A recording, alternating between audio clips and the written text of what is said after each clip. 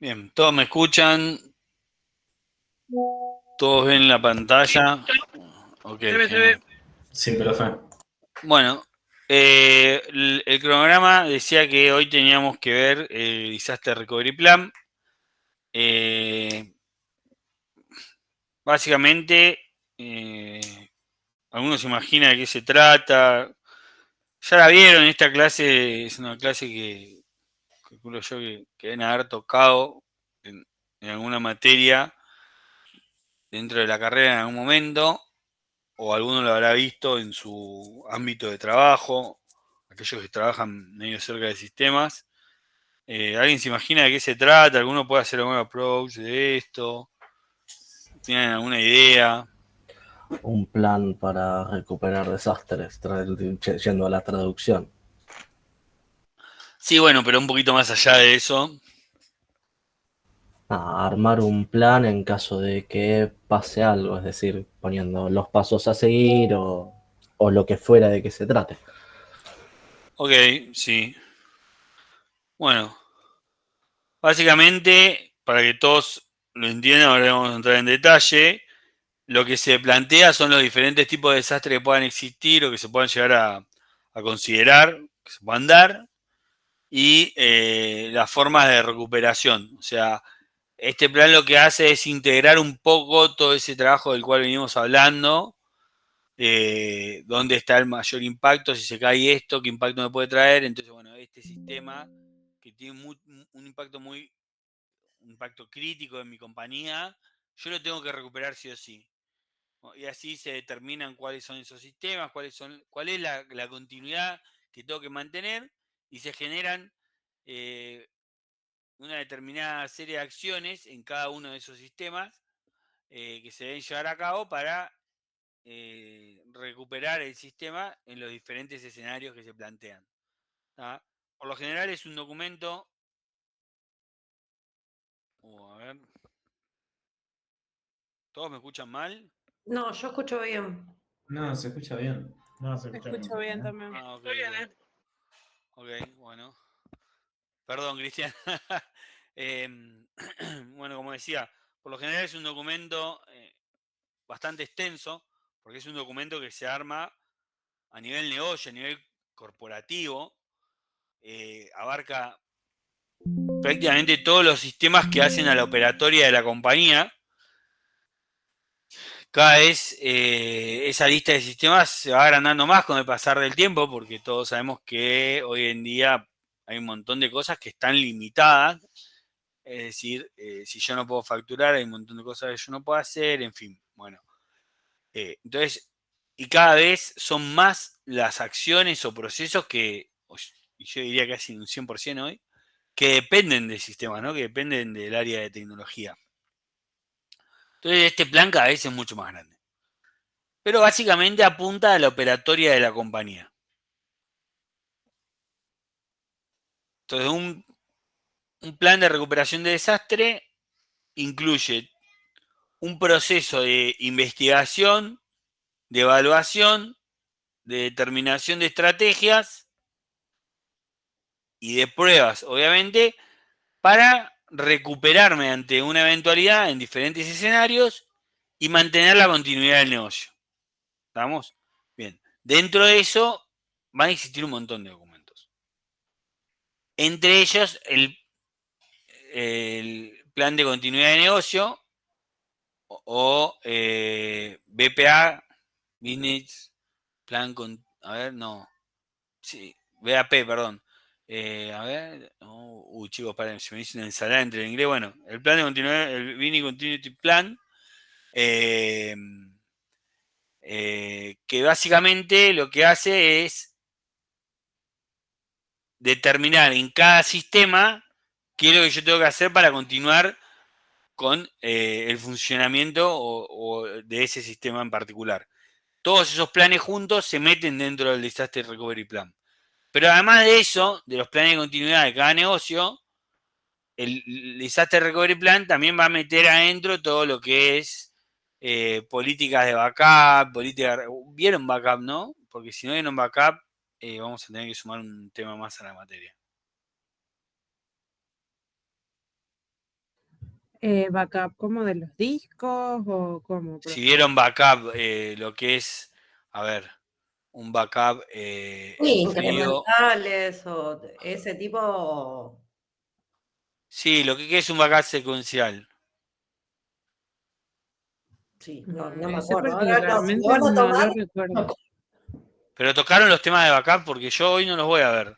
Si no Sí, les tengo que preparar la clase de backup. de Sí, sí, profe, servidores sí. vimos backup. Sí, pero Creo vimos que la tipo mayoría de sí lo backup. vimos. Ah, ok, bueno. Si lo vieron, listo. Porque el tema es que para yo poder recuperar un sistema, obviamente necesito de de mi resguardo, ¿no? De mi capacidad de resguardo para poder recuperarme. Chicos, hoy traje el mate porque si no, hoy no tomé mate en todo el día. Me fui a la oficina de un cliente, en una consultoría nueva que me pusieron, la verdad que bastante bien, pero nada, a puro café. Así que bueno. Bien. ¿Qué es un desastre básicamente? Primero que nada, es la interrupción de las operaciones. ¿Tá? Como había dicho yo, afecta a la operatoria de la compañía. Afecta la continuidad del negocio, porque si me cae el operatorio y yo no puedo continuar con el negocio de la compañía, hay diferentes orígenes de un desastre, uno es natural, el otro es humano, y por lo general tiene un impacto considerable. Es decir, no vamos a hacer un plan de recuperación de desastre por algo que tiene un impacto menor o que no se considera dentro de la operatoria de la compañía, porque no tendría sentido, ¿no? Bueno, y dentro de los desastres de origen natural tenemos los que conocemos como incendios, inundaciones, terremotos, meteoritos, en fin, cosas que no dependan de nosotros. ¿Tá? Y dentro de los humanos tenemos todo lo que venimos hablando, que se acuerda de lo que es un ataque cibernético, amenazas, todo eso que entra dentro de la parte de robos o hacking. Después están el tema de los errores, ¿se acuerdan que habíamos hablado de vulnerabilidades? Bueno, en fin. Todo lo que tenga una acción humana, que no tenga nada que ver con la naturaleza. ¿Ah? Por ejemplo, el COVID-19 fue considerado un desastre. Algunos dirán, no, pero fue humano. Bueno, fue considerado un desastre. Yo lo pongo dentro de los desastres eh, naturales. Ahí medio un mix, pero bueno, es parte de nuestra vida. No sabemos si realmente fue, no le podemos echar la culpa a nadie de esto, pero no es que una persona vino y me saboteó la compañía, sino que fue algo a nivel global, ¿no? Por eso digo que lo tomo como más natural en este tipo de definiciones, ¿no? Ahora, por qué es un desastre y hacía falta tener un plan de recuperación de desastre, un plan de continuidad de negocio? Porque de pronto las compañías se encontraron con que la gente no pudiera trabajar. Se encontraron con que había que trabajar de forma remota. Y acá creo que todos coincidimos en que cómo ha crecido el trabajo remoto, más allá de que ahora está empezando a disminuir de cierta forma, pero cómo creció el trabajo remoto durante y post pandemia fue impresionante, ¿no? O sea, de hecho, había compañías que no estaban preparadas para esto, que no tenían política de trabajo remoto, eh, en fin, que ¿qué es esto? Ah, me están llegando las notificaciones de las Meet. Y no estaban preparados para esto. Y de pronto tuvieron que armar toda esa estructura para poder ser parte de esto que se estaba llevando a cabo a nivel mundial, no solamente acá en Argentina. ¿Tá? Bien, ¿cómo lo evito? ¿Cómo lo evito? Todos sabemos que esto le puede pasar a cualquiera, cualquier desastre. A ver, hoy en día ustedes me van a decir, no, todas las compañías tienen sus bases de datos, eh, sus sistemas, todos funcionando en la nube. Yo le voy a decir, no es así. La mayoría de las compañías están migrando a la nube, sí, muchas están tratando de migrar en un sistema de software como servicio. ¿Saben lo que es, no? Sí, SAS. Sí, usas. Ok. Igual, por más que tengas un SAS, tenés que tener un DRP. Sí, muy bien. Sí. Sí, en Pero, teoría sí. sí, pero sos menos susceptible a algunos tipos de posibilidades de desastre. Por ejemplo, a ver, si vos tenés toda tu compañía soportada en un tipo de infraestructura de cloud y es casi todo SaaS, lo cual es muy difícil, pero vamos a suponer que sí, vos lo que vas a hacer es tener algún plan de contingencia en otra infraestructura, en otra nube de otro vendor, ¿no? Pero las posibilidades de que a vos se te caiga el sistema por un desastre natural son factibles siempre y cuando ese desastre natural impacte justo en el data center del vendor donde vos tenés alojado y que impacte sobre esa zona de disponibilidad que vos seleccionaste para alojar Sí, tus datos, ¿no? Tus servicios que adquiriste. Ahora, si vos tenés tus data center on-premise en tu compañía, vos tenés otro tipo de afectaciones de servicio más probables que por ahí no tenés cuando lo tenés en cloud. Por ejemplo, no sé por ahí tanto en capital, pero en provincia de Buenos Aires los cortes de luz son cosa cotidiana en el verano y la compañía, por más chico que sea el data center, tiene que tener un servicio auxiliar de energía, por ejemplo. ¿No? ¿Por qué? Porque es algo que no depende de él, no es humano, pero puede pasar. Y cuando vos lo tenés en la nube no te pasa eso. Ese problema no lo tenés. Entonces, por ejemplo, problemas de accesos, de robo de información, podés tener cuando es un SaaS y es más difícil. ¿Por qué? Porque por lo general es un paquete cerrado, vos lo único que podés llegar a gestionar limitadamente son accesos y es limitado lo que gestionar accesos. Entonces es como que el vector se empieza a achicar, ¿no? Cuando es todo un servicio, cuando es todo un SaaS. De todas formas tiene que estar. Puede ocurrir. Entonces, ¿qué es lo que tengo que pensar yo? Como hablábamos recién, las alternativas. Hoy en día hay empresas que tienen dos servicios de cloud en paralelo y uno dice, che, pero el vendor te da la garantía de que sí, está bien, pero en realidad el vendor no te da una garantía de vos tenés que levantar la contingencia dentro del mismo vendor. Vos podés tener un servicio de AWS, lo podés tener levantado un EC2, podés tenerlo levantado en Europa y lo podés tener replicado en Estados Unidos. Entonces, en el mismo proveedor, yo tengo las dos bases de datos exactamente iguales, pero en zonas de disponibilidad distintas. El que no entiende de cloud se perdió como un campeón, ¿no? puede fallar. A nosotros nos falló haciendo una prueba de RP con AWS, una base de datos transaccional. Ah, ¿te falló? ¿Y la Sí. tenías replicada en otro lado y no la pudiste Claro, levantar? sí, sí, estaba replicada y cuando fuimos no estaba el total de las operaciones. Tenían ahí, creo que un tema con el backup y el uso horario. Ah, sí, bueno, eso sí puede pasar. Es por eso que algunos lo que hacen, es lo que hablaba yo anteriormente, tratan de coincidir en zona de disponibilidad, pero con diferentes proveedores. Por ejemplo, lo andan con Azure y con AWS. Entonces los data centers son distintos, o sea, físicamente están, geográficamente están más o menos en la misma zona de disponibilidad, pero el data center es distinto. Por ejemplo, dicen, bueno, listo, vamos a elegir en Europa. Y lo ponen en dos, los ponen separados, no en el mismo país, obviamente, pero en el mismo continente, tratando de respetar zona horaria y demás, así como decía Nadia. Pero bueno, es eso básicamente lo que se hace.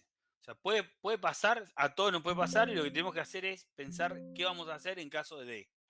¿Tá? Bien. ¿Qué es lo que tenemos que tener para todo esto? Primero hay que definir políticas. Les contaba que había empezado una consultoría de un cliente, la verdad que sorprendidísimo porque tienen un montón de procesos que yo no pensé encontrar, y sobre todo de esto que estamos hablando hoy. el problema es que hay cosas que no las tienen formalizadas. Tienen un DRP, por ejemplo, y hacen backup, pero hay ciertos procesos que no están formalizados. Es como que hay cosas que se hacen en automático, por así decirlo. O hace 10 años que se hacen así y se los fueron pasando entre los que en esa rotación de personal que hubo en la compañía durante el pasar del tiempo, entonces lo siguen haciendo de la misma forma. Por ahí cambia la tecnología, pero el procedimiento, el proceso, los tiempos básicamente son los mismos. Es importante determinarlo, ¿no? Los estándares tienen que estar documentados, las políticas tienen que estar documentadas y tienen que estar formalizadas. Hay que usar las herramientas que tenemos a disposición para todo lo que es el proceso de backup. Y ahora vamos a ver por qué. Porque no es solamente hacer backup. ¿Tá? Un desastre recovery plan no es solamente hacer backup. Ahora vamos a ver por qué hay que usar herramientas. Y además hay que generar las contingencias. Yo puedo tener el mejor plan de recuperación de desastre. Con todos los detalles, evaluando todos mis sistemas, abarcando toda la compañía, ni siquiera solo lo que es crítico o transaccional, como bien dijo Nadia. Pero si yo no tengo la contingencia necesaria y nunca lo probé, no sirve de nada. ¿No? Bueno, entonces, hasta acá. ¿Se entiende qué es un plan de recuperación de desastre? ¿Qué es lo que busca básicamente? Es buscar las alternativas. O sea, eventualmente, ¿qué me puede ocurrir? ¿Qué es lo que me puede pasar a mí? ¿Cuál de esos tipos de desastres naturales o humanos son los que a mí me pueden afectar? ¿Tá? Como vemos acá. ¿Qué es un desastre? La interrupción de las operaciones. ¿Afecta la continuidad del negocio? ¿Cuáles son los tipos? O sea, de desastre que me pueden llegar a afectar. ¿Qué impacto me van a generar? Entonces, una vez que yo sé eso, quiero buscar cómo evitarlo y la alternativa que puedo encontrar para mantener la contingencia de mi sistema. Hasta ahí se entiende, ¿no? Bien, bueno, yo sigo porque... bueno, nosotros partimos del circulito que tenemos acá arriba, abajo de armado el plan, en un circulito. Bien. Primero lo que tengo que hacer es recolectar información. ¿Qué información voy a recolectar? ¿Cuáles son los sistemas transaccionales? ¿Cuáles son los sistemas críticos de la compañía? Que si por algún motivo dejan de funcionar, se cae la operatoria de la compañía y la compañía no hace nada, se queda literalmente plantada. ¿La facturación afecta? Sí, afecta ahora. Si de la facturación no depende de que el servicio se lleve adelante y de ese servicio queda un registro, la facturación se puede levantar después. Pero la operatoria de la compañía sigue funcionando. Esperen que alguien me escribió. Ah, no. Sonó nomás. Bueno. Entonces, por ejemplo, yo tengo una empresa de distribución de energía eléctrica, ¿no? Y la operatoria de la compañía va a ser poder proveer el servicio de luz. Ahora, si yo por X causa me quedo... Ustedes sabían que las empresas de energía eléctrica tienen algunos... tienen lectores que en algunos casos ya son con yo el símbolo como si fuese la pistola del escáner, pero son con escáner, con un teléfono, básicamente. Entonces, si yo me quedo sin poder escanear los medidores o sin poder ingresar la medición de una semana o durante una semana, obviamente se va a atrasar la facturación, le va a llegar al consumidor más tarde la factura atrasada, pero la compañía va a seguir brindando su servicio. Entonces, ¿es un sistema crítico? Y ni, porque el servicio yo lo puedo seguir brindando. Es un sistema crítico a la hora de pensar de que no me afanen los datos. Es decir, que yo no pierda la integridad, la confidencialidad de mis datos. O sea que tengo que tener un backup para poder recuperarlo. Pero no es el primer sistema que yo voy a tener que levantar. ¿Tá? ¿Por qué? Porque a los sistemas hay que darle prioridad también. Bueno, entonces, toda esa información yo la tengo que recolectar. A dónde se alojan, dónde corren los sistemas, sobre qué sistema operativo, qué tipo de base de datos es, bueno, como dije, a dónde está alojada, a dónde lo puedo, en qué otro lugar lo puedo alojar, perdón. Y voy a hacer un análisis de los riesgos. ¿Cuál es el más factible que se caiga y cómo va a impactar si se cae? Una vez que yo tengo eso, lo que hago es definir la estrategia de recuperación. ¿Qué va a determinar esa estrategia? Es, bueno, una vez que yo pierdo el funcionamiento de este sistema X que estamos hablando, ¿qué voy a hacer? ¿Qué tengo que hacer? ¿Cuánto tiempo puedo tardar? ¿Quién es el equipo responsable de levantar o recuperar de cada sistema?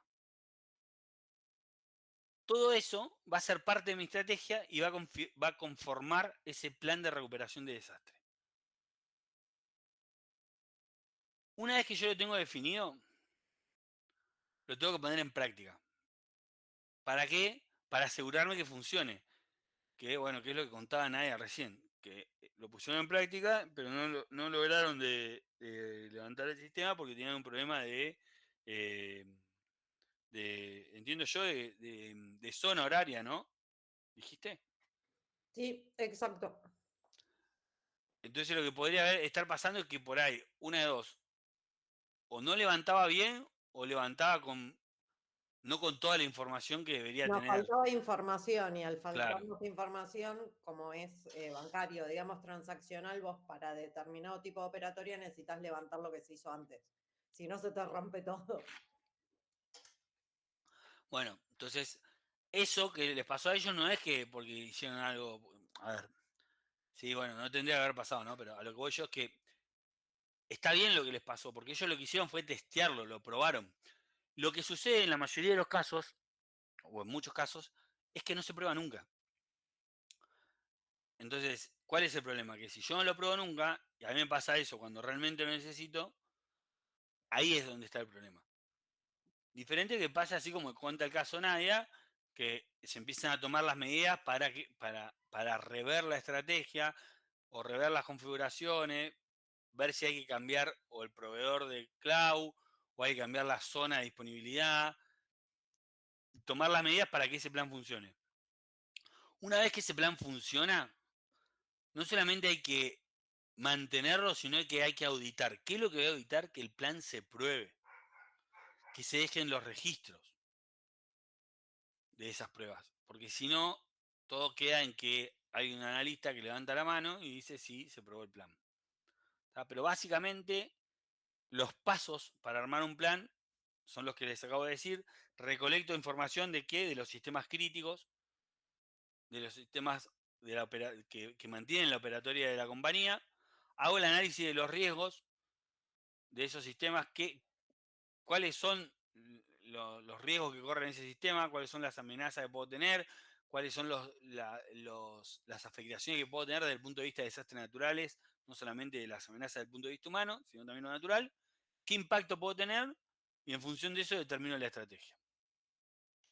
Bien, la recolección de información, como hablábamos recién, de todo lo que habíamos, ya sea versiones, sistemas, en qué lugar del edificio está, qué tipo de seguridad tiene, todos los datos que se pueden tener y eso se carga en el sistema. Por eso el plan se carga dentro del plan. Por eso el plan de recuperación de desastre a nivel compañía es algo grande que por lo general, en algunos casos hay gente que por ahí tiene acceso, la gente de infra a veces tiene acceso. No en todos los casos la gente de seguridad tiene acceso, porque en realidad no es tan determinante que tenga acceso al plan de recuperación de desastre. En muchos casos saben que está, pero no tienen, pero no tienen, no disponen de ese plan de recuperación de desastre. Porque además es un carpetón, hablando si fuese físico, que no tiene sentido, no lo necesitan la gente de seguridad. Hacen actividades en pos de, a veces hasta sin saberlo en muchos casos. Pero en fin, se hace un inventario de los equipos, ¿tá? que afectan a la operatoria, características, software, base de datos, sistema operativo, si están alojados físicamente en la empresa, cuál es la seguridad que tiene, cómo se puede acceder, qué es lo que... ¿Por qué la seguridad? Porque también de ahí se va a deducir parte del análisis de riesgo. Porque no es lo mismo, a ver, que esté en un cuarto bajo llave, separado de la compañía, que esté en el quinto subsuelo, que tenga acceso por tarjeta magnética, que haya cámaras de seguridad, que haya un código también para ingresar, o con un lector de huellas digitales que me habilite una segunda puerta, que haya una alarma, en fin, que haya un montón de medidas que protejan ese data center y además que tenga un sistema de control de incendio, de desagote para evitar que se pueda inundar por algún motivo, que tenga un sistema de generadores para tener energía de emergencia. Bueno, entonces todo eso lo que va a hacer es mitigar los riesgos de que realmente pueda pasar de que mis sistemas se caigan, ¿no? De todas formas, la contingencia hay que tenerla y fuera de ese lugar. Bien, se hace la evaluación de riesgo en base a la información recolectada, se consideran los riesgos comunes, los hechos históricos, bueno, eso es normal siempre porque hay lugares que hay hechos que son como cotidianos. No sé si acá hay algún sanjuanino de casualidad. No, ninguno. Bueno, vieron que en San Juan sobre todo, pero en algunos lugares a lo largo de la cordillera a veces se da que hay algunos movimientos, bueno, y demás. Bueno, esa gente está muy acostumbrada a todo eso y eso es un dato de interés al momento de decir, che, voy a considerar armar mi plan de recuperación de desastre. Bueno, en algún momento pasó que hubo un terremoto, un movimiento significativo que dejó sin electricidad, que afectó la estructura del edificio, bueno, cosas que hay que considerar y tener en cuenta para saber qué hago en caso de, ¿no? Bueno, los puntos vulnerables, como hablábamos la clase pasada, ¿fue? Sí, la clase pasada, en cuanto a vulnerabilidades que puedo tener en los sistemas, porque hablamos de que hay desastres que son de origen humano. Entonces, acá es donde entra todo el análisis de vulnerabilidad, el análisis de riesgo. A ver, no es que yo cuando vaya a hacer mi plan de recuperación de desastre voy a volver a hacer una evaluación de riesgo. No, no. Yo ya hice mi evaluación de riesgo. Y en base a esa evaluación de riesgo, decidí no solamente que tengo que tener un firewall, que voy a conectarme a través de una VPN, que voy a usar doble factor de autenticación, sino que tengo que levantar, que tengo que tener una contingencia, que tengo que generar backups. Todo nace de lo mismo.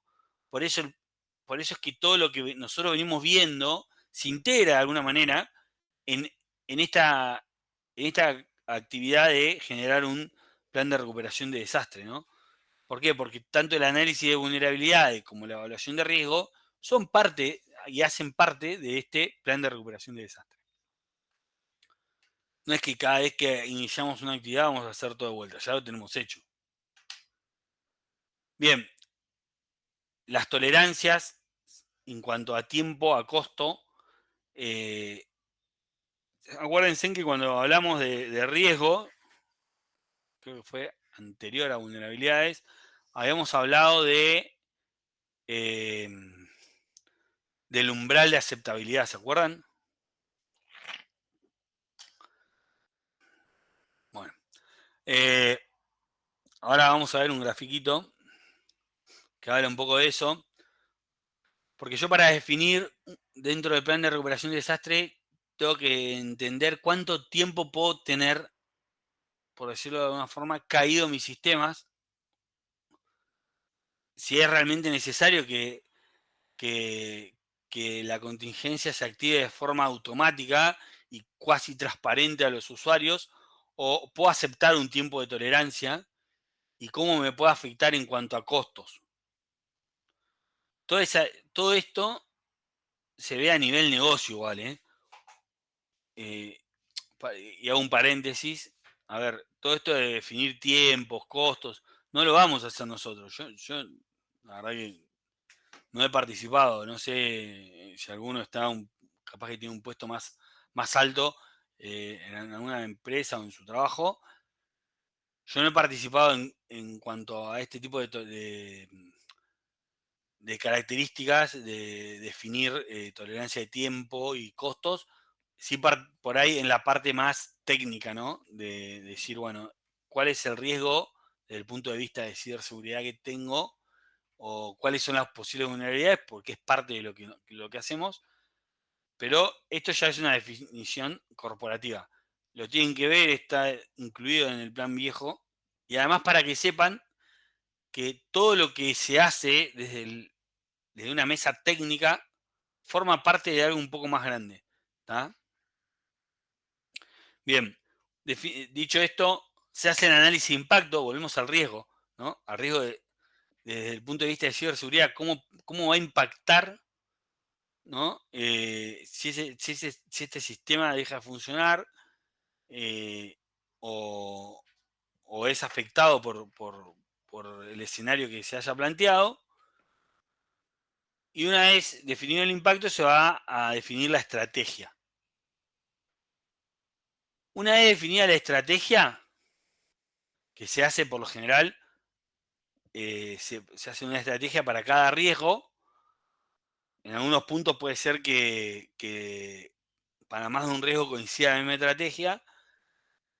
Se analiza que sea viable, se analiza cuánto puede costar para la compañía y se consideran las políticas necesarias para que eso funcione, ¿no? Es decir, si vamos a definir que vamos a hacer backups, bueno, eso tiene que funcionar. ¿Tá? Bien, esto básicamente es para que ustedes lo entiendan, es lo que habíamos hablado hoy, estrategias de recuperación en cuanto a tiempos y al punto de recuperación. El, el recovery time, el recovery time offset no es solamente el tiempo de recuperación, sino también hay una combinación que yo tengo que hacer con el recovery point. ¿Qué quiere decir eso? ¿Hasta qué punto? ¿Pero por qué hasta qué punto? Porque a veces no siempre, o en el caso del banco, justo que planteé una vez, es distinto. Los bancos son distintos para un montón de cosas, no solamente para esto. Pero fíjense en que en alguna parte hablamos de definir la tolerancia de pérdida de datos. Por eso es importante entender el punto. Porque yo puedo decir, bueno, puedo perder hasta ayer, hasta 72 horas atrás, o no puedo perder nada. Eso es una definición del negocio. Y eso es lo que a nosotros nos importa, y ahí sí nos importa, ¿por qué? Porque es lo que nosotros vamos a tener que llevar desde TI a la práctica. Y ahí empieza la guerra que se empieza a pelear el área de tecnología o infra con el negocio. Y le dice, no, che, pará, pero esto que vos querés es inviable. Vos necesitas que nosotros te levantemos los sistemas en determinada cantidad de tiempo, no podemos. Bueno, y ahí se empiezan a discutir, por lo general, la discusión termina en que se hace lo que dice el negocio. Pero bueno. Una vez definida la estrategia, se va a crear el plan. ¿Qué va a tener el plan? Va a tener todos los procesos que se definieron para cada uno de los sistemas. O sea que el plan va a tener para el sistema A los procesos, las estrategias, el paso a paso y el impacto económico que puede tener. Para el sistema B, para el C y así por cada uno de los sistemas de la compañía. Y acá algo importante. Lo más importante de todo esto, a ver, cuando se considera un plan, porque ustedes no van a, hay cosas que no van a por ahí participar al 100%, pero cuando la empresa diga, che, bueno, a ver, ¿cómo levantamos la contingencia? Y ahí sí van a ir al del sistema y le van a decir, no sé, cualquiera que está acá, Jesús no anda, sí, Jesús debe andar por ahí seguro, no me acuerdo el nombre. van a decir, Jesús, ¿cómo levantamos la contingencia de tal sistema? Entonces Jesús va a agarrar y va a decir, no, bueno, pero si lo tenemos en AWS, lo podemos levantar en otra zona de disponibilidad o buscar la misma zona, pero en una infraestructura paralela, como puede ser, o hermana, como puede ser Azure, ¿no? Eso va a tener un costo. Y es lo primero que le van a preguntar a ustedes. Che, esta contingencia que vos estás planteando, este sistema de backup nuevo que estás queriendo implementar, ¿cuánto sale? Es lo primero que le van a implementar. Le van a preguntar. Ahora, lo que es importante tener en cuenta es decirle al responsable o al negocio, cuando nos plantean estas situaciones, ¿cuánto sale no hacerlo? ¿Está? ¿Qué riesgo tiene no tener una contingencia de este sistema? ¿Y cuánto puede salir no hacerlo y tener que levantar todo de vuelta?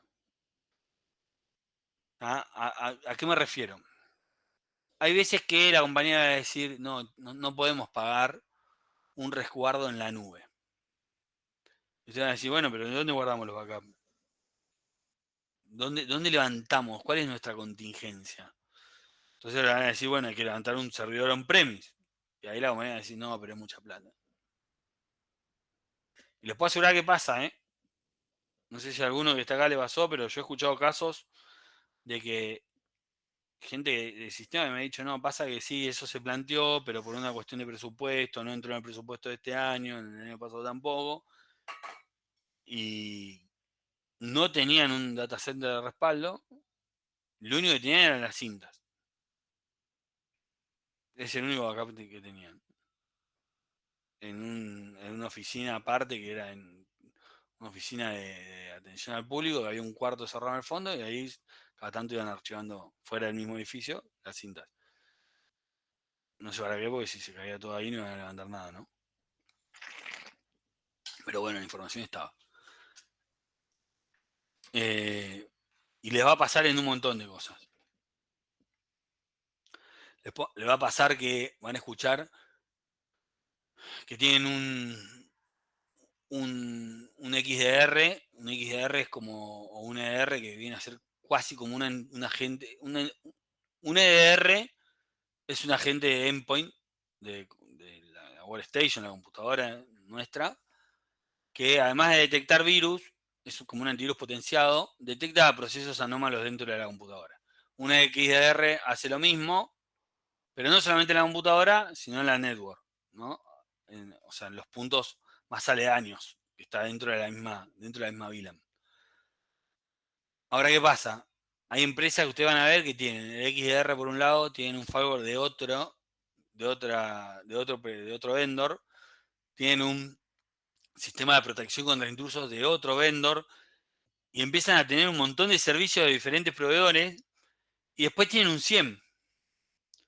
Pero como es caro pagar la entrada de datos, dicen, bueno, no, vamos a pagar al SIEM, vamos a pagar el input solamente del firewall y del XDR. Del EDR no, porque bueno, ya es mucha plata. Y lo empiezan a sacar, así como se los estoy diciendo yo, ¿eh?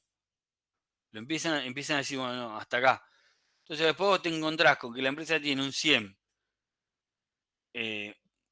buenísimo, un SIEM tipo Palo Alto, por ejemplo, y tiene XDR, tiene EDR, tiene Firewall, tiene IDS, tiene IPS, tiene un montón de soluciones de seguridad, pero solamente 3 o 2 están pegando contra el SIEM, que es el colisionador de eventos, que es donde se juntan todos los eventos. ¿Por qué? Porque es caro pagar las entradas, la entrada de datos. Pues esos sistemas se facturan por input, por el paquete de entrada de datos.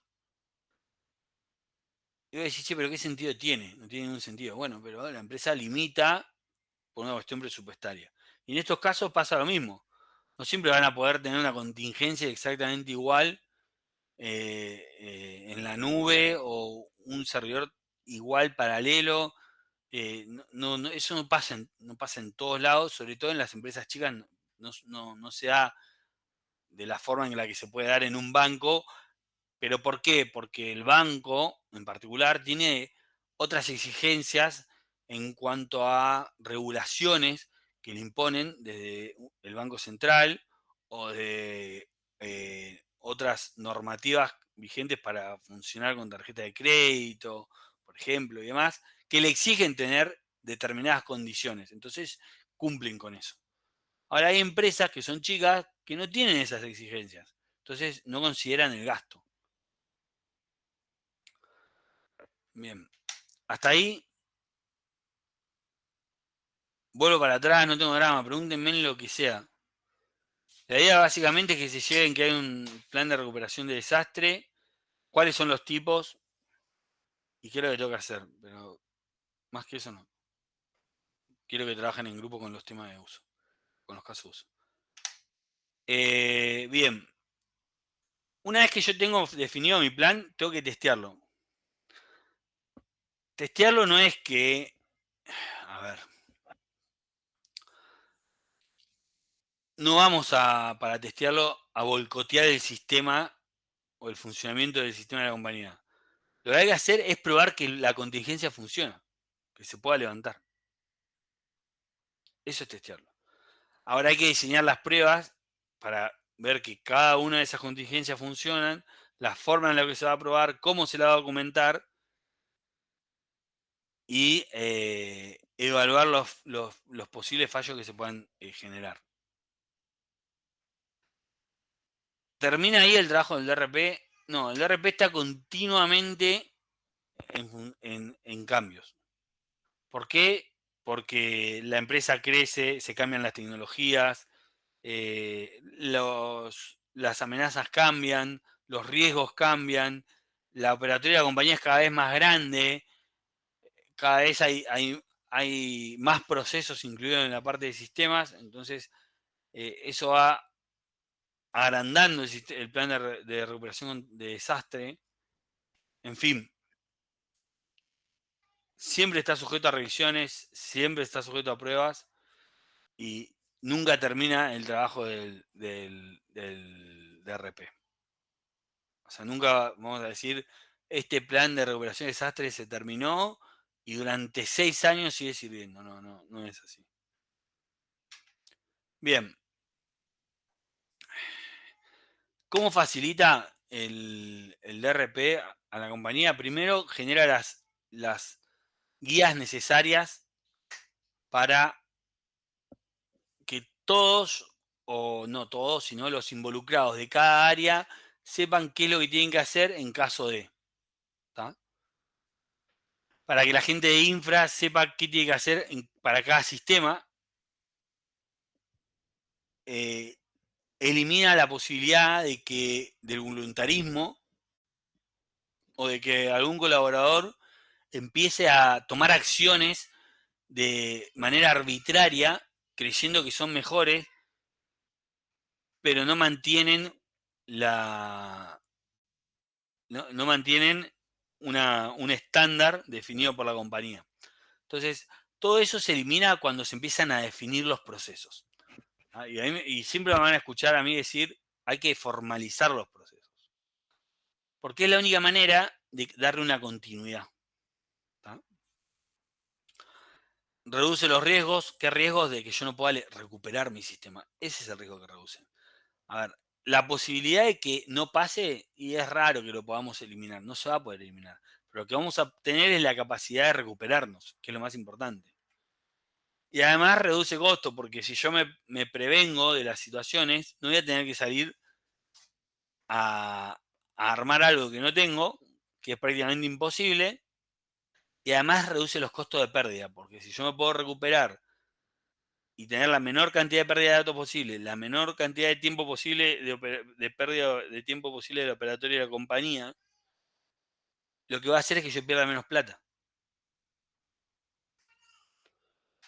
Bien, hay que identificar los sitios de backups, ¿tá? Como habíamos hablado. El principal, obviamente, y el secundario. Hoy en día pueden ser ambos en la nube. Como decía Naya, pueden ser en zonas de disponibilidad distintas, en el mismo proveedor, pueden ser en diferentes proveedores. Creo que hoy IBM está ofreciendo un sistema de recuperación de contingencia, ya hace un par de años, IBM tiene un servicio de esos que lo tiene, bueno, para uno está en la nube, pero en realidad tiene, bueno, está en sus data centers, ¿no? Pero ellos tienen un servicio y ellos son los que se encargan de hacer el procesamiento del backup, de las pruebas, así que tienen un servicio de presta de backup. Bueno, Y, profe, sí. ¿y qué se puede guardar en este backup que ofrece ahí IBM? O sea, ¿qué tipo de datos? ¿Cómo que se puede guardar? ¿El backup que ofrece IBM? Sí. Porque, por El mismo ejemplo, backup que vos tenés. O sea, vos lo que hacés es decir, che, bueno, tengo mi base de datos primaria, ¿no? La base de datos sobre la claro, que yo trabajo, que hago las consultas, ¿tá? Que los demás sistemas se alimentan, los tableros, donde accedo al dashboard de toda la información, se alimenta una base de datos que es la principal, pero tengo mi base de datos secundaria, que es el backup. Ah, claro, claro. Sí, yo conozco el servicio de AWS que se llama S3, Storage Sí, 3, que ese justamente cuando lo vi lo usamos para hacer cuando querían hacer una migración, cambiar de una base de datos a otra, hicimos el respaldo en este servicio que ofrecía AWS. O sea, todo pago, ¿no? Por el cliente. sí, obvio. Igualmente después van a encontrar particularidades. Por ejemplo, yo nunca tuve la suerte de trabajar en un banco.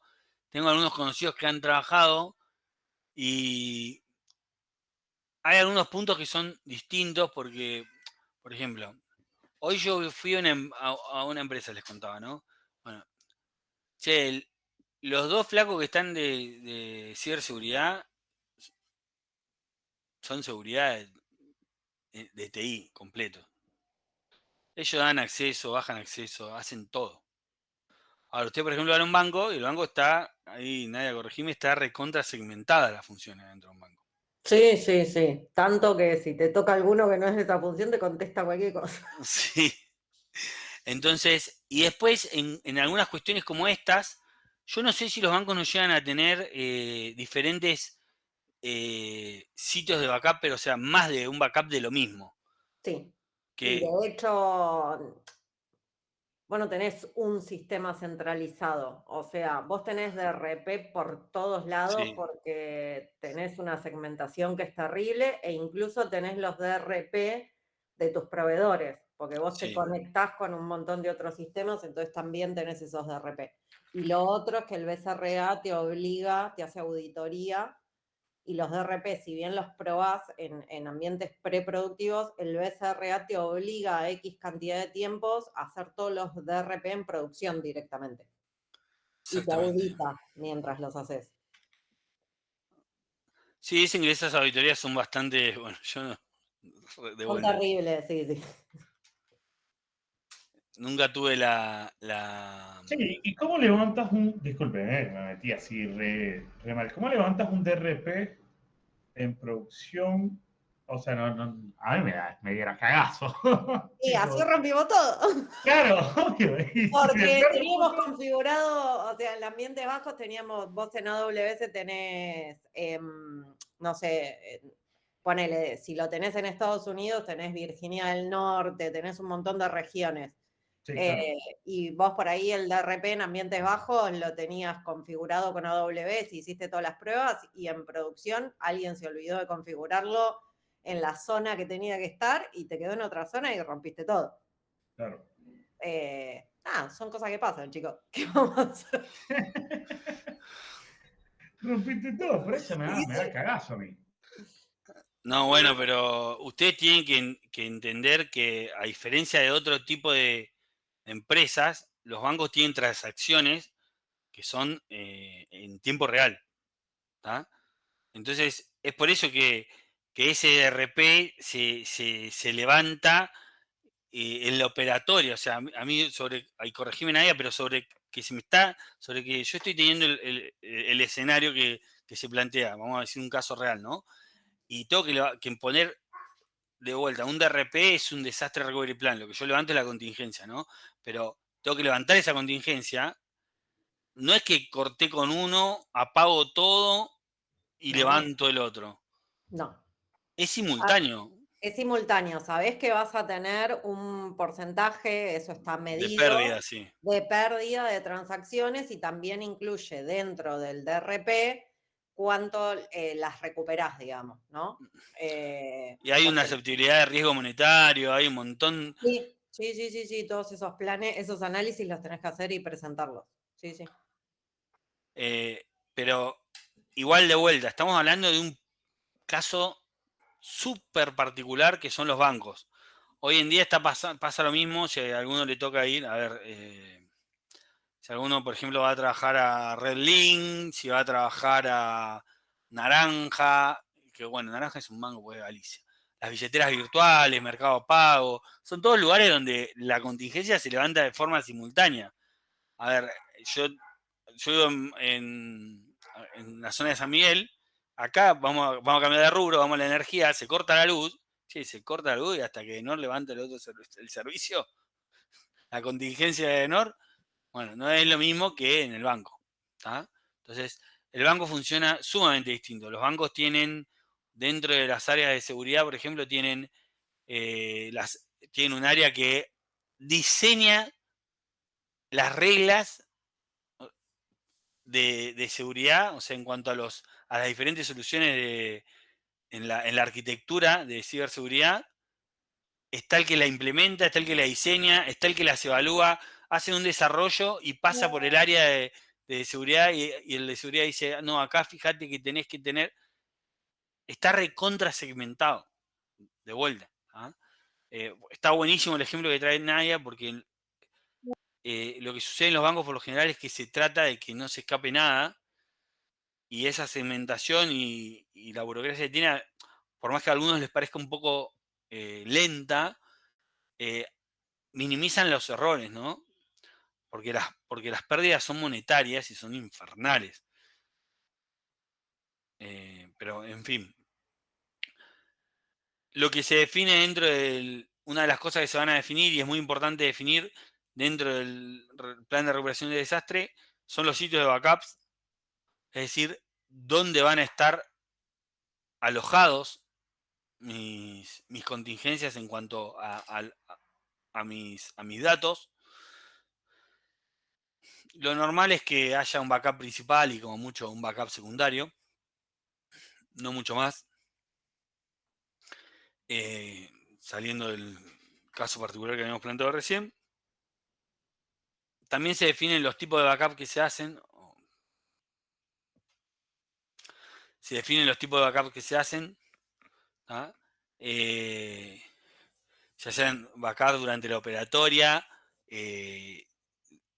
Las actualizaciones que se hacen a los backups que están totalmente desconectados. ¿Ah? O estos tipos de backup que son los que reciben actualizaciones casi permanente, pero no están en producción, digamos. ¿Me siguieron ahí o se perdieron todos? Yo tengo miedo que no entiendan nada acá y lo estoy dando por sabido. Bien. No, se entiende. Ok. Algo que ya nombramos, pero que es importante tener en cuenta, que los sitios de backup tienen que ser accesibles, no por todo el mundo, pero sí accesibles por quienes lo necesitan. Tienen que estar lejos de las zonas posibles de desastre. Es decir, que si, por ejemplo, es normal que la compañía donde yo trabajo, por la zona geográfica, por ejemplo, vamos a poner el ejemplo de vuelta, que sufre terremotos y demás, bueno, listo. Entonces, ahí no es donde tiene que estar mi backup, ¿se entiende? El backup tendrá que estar en otro lado, la oficina tendrá que tener alguna oficina administrativa, o el área de informática tendrá que estar en otro lado, o el área de seguridad, o simplemente la parte de contingencia, y se hará vía remota, ¿no? Se generará la contingencia, pero ahí no puede estar, pues si no, no sirve de nada. Esto hablando on-premise, ¿no? Si no, hoy en día la mayoría está migrando, se está yendo a la nube. Y también tienen contingencia, pero ni siquiera en el lugar algunos ni siquiera en la zona geográfica donde están. Hay que informarlo, el plan de recuperación de desastre es algo que se hace conocer por la gente interesada y se le hace firmar y tomar conocimiento del mismo, además de comunicarlo, y se determinan las normas de seguridad también. ¿Por qué? Porque usted va a decir, ¿hay un plan de recuperación de desastre? Sí. Ahora yo pregunto, ¿es público o es confidencial? No, es confidencial, profe, ¿eh? Debería Ok. ser confidencial siempre. Ok, bien. Esto que están viendo en la pantalla básicamente es una lista de algunas de tantas empresas que, por lo menos hasta el año pasado, la mayoría está dando servicios de plan de regulación de desastre como servicio. Yo no soy muy partícipe de esto. Una cosa es que te den un servicio de data center y otra cosa es de Disaster Recovery Plan. ¿Por qué? Porque un tercero lo que va a hacer básicamente, para que ustedes lo entiendan, va a evaluar generalidades. ¿Qué se entiende por generalidades? Lo va a hacer como lo vimos, el primer paso general de la evaluación de riesgos. Por ejemplo, para los bancos el riesgo más común es este. Para la aerolínea el riesgo más común es este. Para el sector de educación los riesgos más comunes son estos. Y se va a basar en eso. No va a ser muy particular. En cambio, si esto se lleva adelante y se lo diseña con personal propio de la compañía, lo que van a hacer es analizar realmente los riesgos de la operatoria diaria de la compañía. Y van a entrar en el detalle.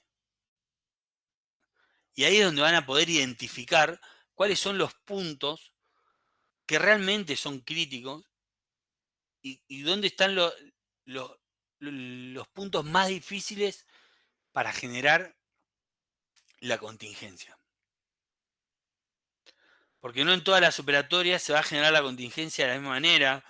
En algunos sistemas van a tener que generar interfaces particulares para que esa base de datos esté enlazada con la base de datos secundaria y se genere el backup. Y eso lo conoce el personal de la compañía.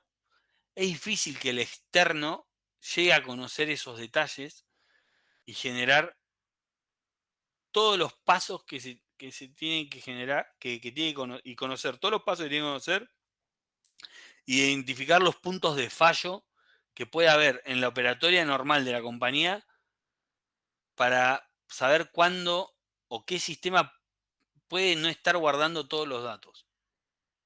Porque eso es otra cosa que pasa. Por ahí no en las compañías más grandes, pero en las compañías más chicas sí pasa. Y hay muchos incidentes que los resuelve un analista y no hay documentación, no hay un registro.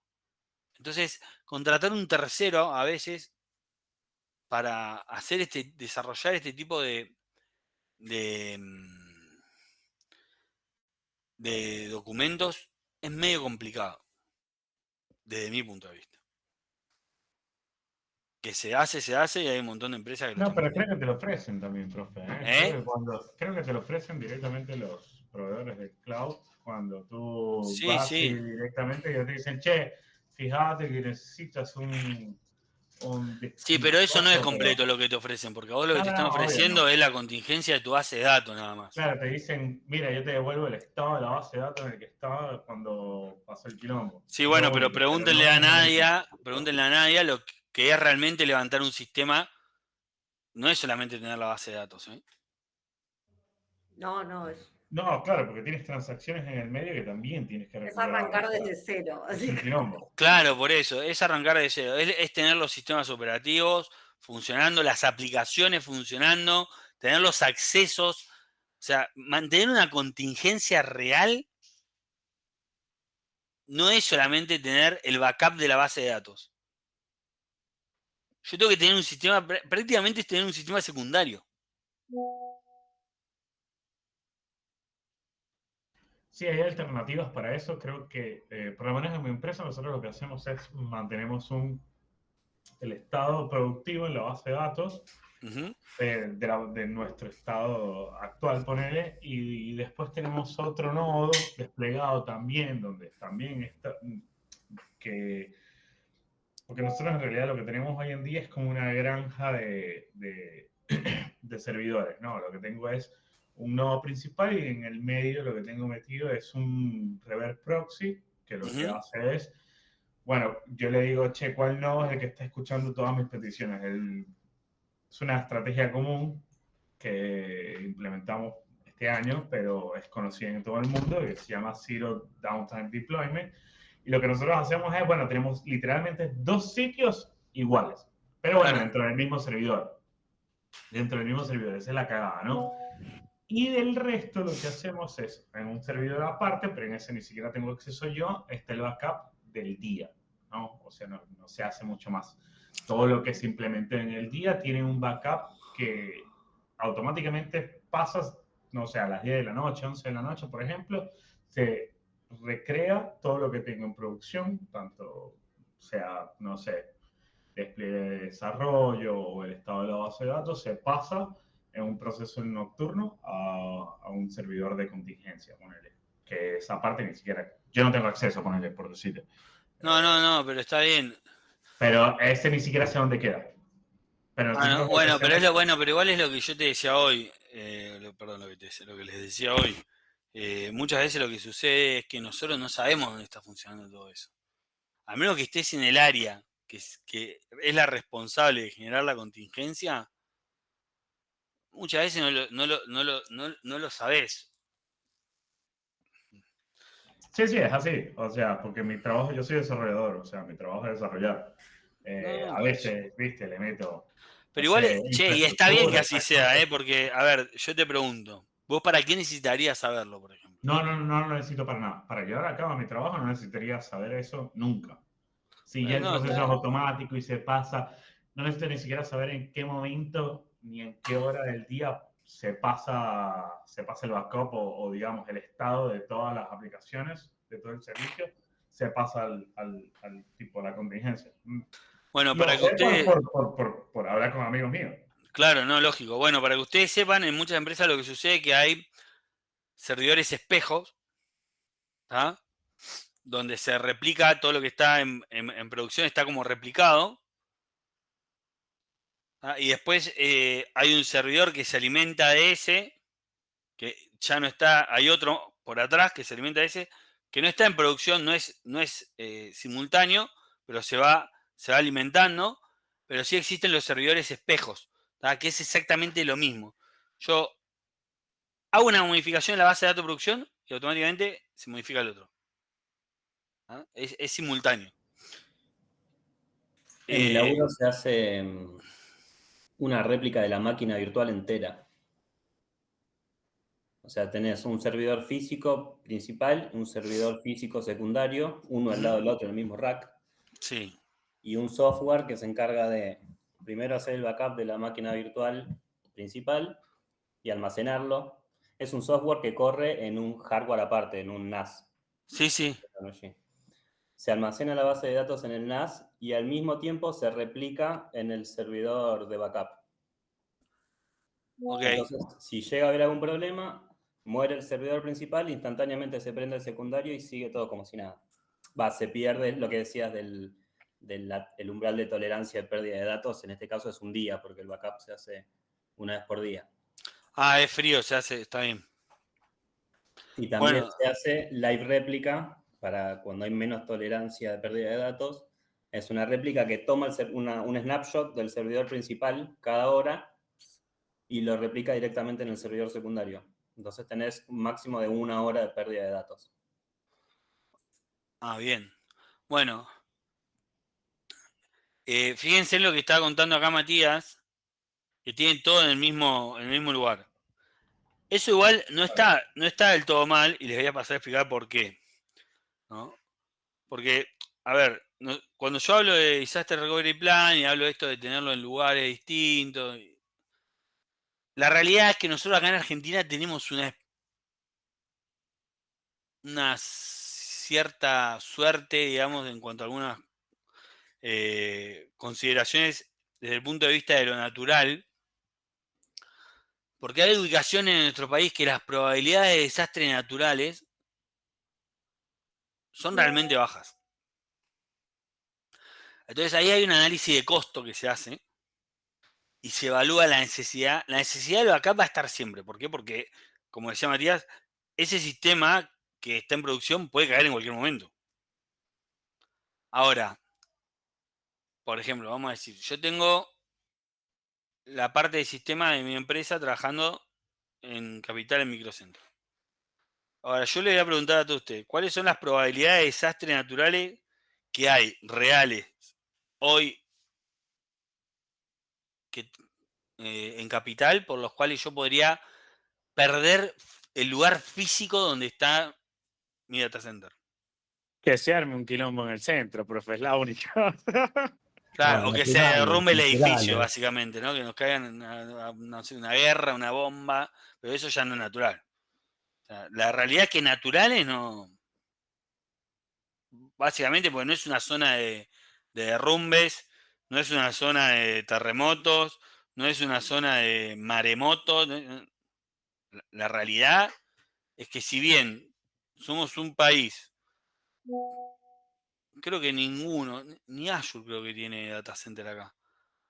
AWS no tiene en Brasil, Azure tampoco, y Google tampoco. Tendría que mirar el mapa de data center de Google, no me acuerdo. No, Pero la creo que realidad, ninguno, profe. ¿Eh? sí, para mí tampoco, pero no quiero por la duda.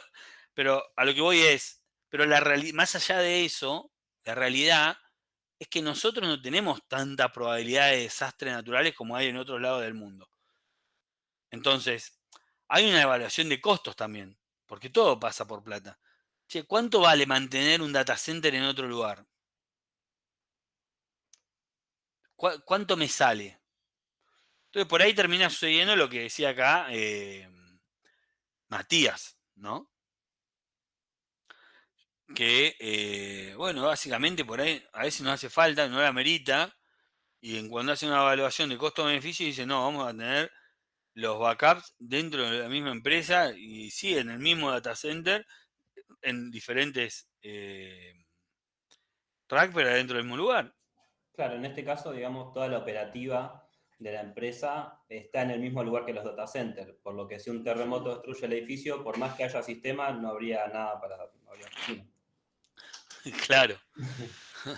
Pero bueno, básicamente a lo que me refería es que todo pasa por una evaluación de costos. Claro, digo, el costo de que se caiga todo, o sea, no voy a analizar el riesgo de que haya un maremoto en cuanto a mi sistema, porque No. es un costo muy alto con algo que no me genera ningún impacto positivo.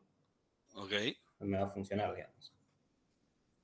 Sí, nadie ibas a hablar. Tengo una duda, volviendo a seguridad y tema de DRP y servidores, espejos y todos. Si yo tengo un ataque Uh-huh. y no sé, me modificaron o me borraron datos o no sé qué. Si tenés un backup, supongamos, en espejo o un backup caliente, digamos, que es en el momento, qué sé yo, no Ese no te va a servir para nada. ganaste, o sea, no Sí. te sirve para nada. No, ese no te va a servir para nada. Ok, No, porque cuando vos modifiques o hagas algo sobre la base productiva, ¿qué va a pasar? por eso, o sea, Pero el otro sí. el otro sí, sí, por eso, o sea, en realidad Y el otro se te va alimentando del backup en caliente que vos vas haciendo. Cada determinada cantidad de tiempo se alimenta el otro. Pasa que el backup en caliente se hace de la base productiva en simultáneo, ¿no? Exacto. O sea, debería tener los 3 tipos de backup, digo, si yo quiero estar cubierto. O Y mínimo sí, 2, aunque sea. sí. Igual hay determinadas reglas que se terminan configurando a través de... me olvidé de preparar la clase de OWASP. Bueno, a través de sistemas de seguridad como Zero OWASP, de bases de datos que contribuyen a que hay determinados parámetros que las bases de datos terminan rechazando Ujú. y no se termina y cuando es detectado esa actividad se bloquea, digamos, ¿no? Es como que no permite la escritura. Ok. ¿Ah? De todas formas, ustedes, a ver, si a nosotros nos hacen un ataque y llegan a afectar la base, el backup en frío, ese ataque es muy probable que haya durado un par de horas y nadie lo haya detectado. Sí, sí, sí. No, a ver, Sí, ya eso si sin llegan a la duda. base Sí, de sí, datos sí. estamos mal. O sea, Claro, porque estamos hablando de un ataque de si llegó a la base de datos en frío, al backup en frío, estamos hablando de un ataque que duró horas y no lo detectó nadie en todo el sistema de seguridad. Y sí, sí. ningún agente, ninguna solución de las que tengo contribuyó a eso, ¿no? Es medio complicado, ¿eh? Sí, puede pasar lo que vos decís, pero creo que ya sería algo muy... No, no, una bestialidad, pero me lo Sí. imagino más en una empresa más chica o en un negocio chico, algo así. Bueno, Me lamentablemente esas empresas son las que terminan perdiendo y a veces les cuesta mucho levantarse. Es muchísimo más difícil, a mí me parece, en una empresa más pequeña que una empresa grande, porque una empresa grande tiene todas estas cosas que nadie acaba de decir, viste, tiene los tres espectros de cómo levantar un backup, y de en frío, en caliente, en tiempo real, etcétera, y aparte tiene muchísimas más herramientas para detección de ataques, o sea, Sí, por porque por eso es ejemplo, que... Ay, tenés una cantidad de middleware en el medio que Sí, olvidate, no hay manera. que hay, claro, o sea, claro, que generan todas las validaciones de antes de escribir, ¿no? O sea, no es que, que se va a escribir en el servidor de backup, en la base de datos, así por decir, se producen un montón de validaciones. Es por eso que la mayoría de los ataques hoy con más satisfactorios son a través del usuario, o sea, son a través de phishing. Sí, o a En, través de alguien que se olvida un Word cuando claro, te dejaste un... siempre es el usuario. hija de puta. Un muerto en el medio, ay no, ya va. bueno, sí, puede pasar, pero...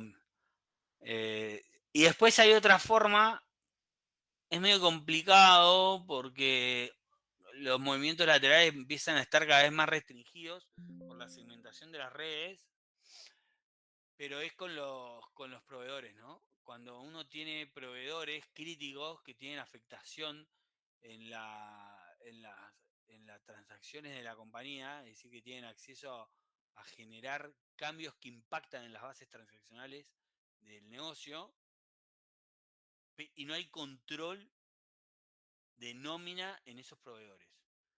¿Y qué quiero decir con esto? Por ejemplo, si yo tengo un proveedor que puede vender productos o servicios de mi compañía, ¿no? Lo contrato para eso. Le doy usuarios a este proveedor para que sus empleados puedan entrar a trabajar en el sistema. Y yo no hay un control que me asegure que esos usuarios, esas credenciales, son de empleados activos. Yo lo que estoy teniendo es la posibilidad de que esas credenciales sean de alguien que se desvinculó de la empresa y que pueda ser un posible atacante con credenciales o que las pueda vender. ¿Alguno me siguió o no me siguió? Sí, eso puede pasar, pero tienes que sanitar. O sea, tienes nosotros lo que hacemos es, nada más tienen acceso, y este es muy poronga, profe, pero lo voy a decir, muy horrible. Pero nosotros tenemos una bandera y ya está. Una bandera en la base de datos, usuario que esté activo o inactivo, para no borrar los usuarios tampoco. Bueno, Porque pero nos sirve tener el historial de los perfiles, usuarios. Que, además claro, que cuando los exactamente. borrás se borran todos los logs. Exactamente. Entonces no quieres borrar en cascada nada, y no quieres borrar el usuario, ni su perfil, ni nada. Entonces simplemente lo que haces es que estás apagado. Y ya Claro, está. bueno, igual en muchos lugares lo que hacen es a través del gestor de accesos, como puede ser en Windows el Active Directory, que si no estás logueado ahí no puedes entrar a ningún lado, entonces ya lo estás limitando, ¿no? Por más que vos lo hayas dejado guardado el perfil inactivo en la base de datos, el tipo fue eliminado del Active Directory, entonces a vos te quedó en la base de datos todo el registro de ese perfil que está inactivo, pero es imposible que acceda. Y eso es muy común que tengan esa forma de trabajar. Ahora, lo que yo te decía pasa, y de hecho, cada vez veo más, porque por una cuestión lógica, llega un momento que las empresas no pueden hacer todo. Entonces empiezan a tercerizar actividades que son parte de la operatoria de la compañía. Las empiezan a tercerizar. Y cuando las empiezan a tercerizar, empezás a tener usuarios con acceso a tus sistemas que no son tus empleados. Y que si las bases contractuales con ese tercero no están bien definidas en cuanto a controles, ¿quién está controlando la actividad de esos usuarios? Y a eso es lo que apuntaba. No, Dios, nada más. O sea, No, bueno, pero vos tenés que tener dentro de tu contrato el detalle las cláusulas contractuales que dicen que inmediatamente que un colaborador de la compañía del tercero es desvinculado, tiene la obligación de avisarte para que vos lo des de baja. Y esa baja tiene que ser automática. Tiene que ser instantánea, perdón. Y es la única forma, porque si no, no te puedo dar el ejemplo, pero de hecho, ya llevan del año, creo que llevan uno por año.